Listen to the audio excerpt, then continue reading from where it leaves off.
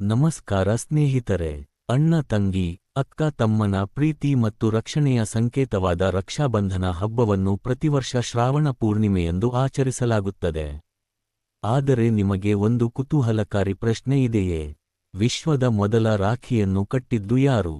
ಇದು ನಿಜವಾಗಿಯೂ ಅಣ್ಣನಿಗೆ ತಂಗಿ ಕಟ್ಟಿದ ರಾಖಿಯಿಂದಲೇ ಆರಂಭವಾಯಿತೆ? ಇದರ ಹಿಂದೆ ಇರುವ ಪೌರಾಣಿಕ ಕಥೆ ಬಹಳ ಆಸಕ್ತಿದಾಯಕವಾಗಿದೆ. ಪುರಾಣಗಳಲ್ಲಿ ರಕ್ಷಾಸೂತ್ರದ ಅತ್ಯಂತ ಪ್ರಾಚೀನ ಕಥೆಗಳಲ್ಲಿ ಒಂದಾಗಿ ಇಂದ್ರ ಮತ್ತು ಇಂದ್ರಾಣಿಯ ಕಥೆ ಹೇಳಲಾಗುತ್ತದೆ. ಒಮ್ಮೆ ದೇವತೆಗಳು ಮತ್ತು ಅಸುರರ ನಡುವೆ ಭೀಕರ ಯುದ್ಧ ನಡೆಯುತ್ತಿತ್ತು. ದೇವತೆಗಳ ರಾಜನಾದ ಇಂದ್ರನು ಅಸುರರ ವಿರುದ್ಧ ಹೋರಾಡುತ್ತಿದ್ದರೂ ದೇವತೆಗಳ ಪರಿಸ್ಥಿತಿ ಕಷ್ಟಕರವಾಗಿತ್ತು. ಆಗ ಇಂದ್ರನ ಪತ್ನಿಯಾದ ಇಂದ್ರಾಣಿ ತನ್ನ ಪತಿಯ ರಕ್ಷಣೆಗಾಗಿ ವಿಶೇಷವಾದ ರಕ್ಷಾಸೂತ್ರವನ್ನು ಸಿದ್ಧಪಡಿಸಿದಳು. ಶ್ರಾವಣ ಪೂರ್ಣಿಮೆಯ ಶುಭ ದಿನದಂದು ಮಂತ್ರೋಚ್ಚಾರಣೆ ಮತ್ತು ಪೂಜೆಯೊಂದಿಗೆ ಆ ರಕ್ಷಾಸೂತ್ರವನ್ನು ಇಂದ್ರನ ಕೈಗೆ ಕಟ್ಟಿದಳು.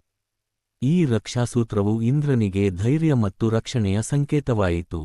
ನಂತರ ಇಂದ್ರನು ಅಸುರರ ವಿರುದ್ಧ ಜಯ ಸಾಧಿಸಿದನು ಎಂಬುದು ಭವಿಷ್ಯ ಪುರಾಣಕ್ಕೆ ಸಂಬಂಧಿಸಿದ ಪ್ರಸಿದ್ಧ ಕಥೆ.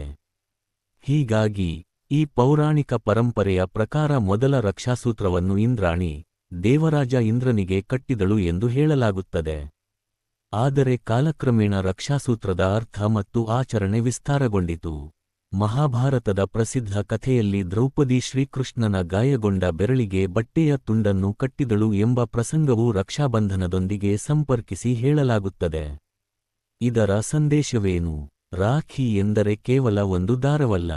ಅದು ಪ್ರೀತಿ, ಕಾಳಜಿ, ನಂಬಿಕೆ ಮತ್ತು ಪರಸ್ಪರ ರಕ್ಷಣೆಯ ಸಂಕೇತ.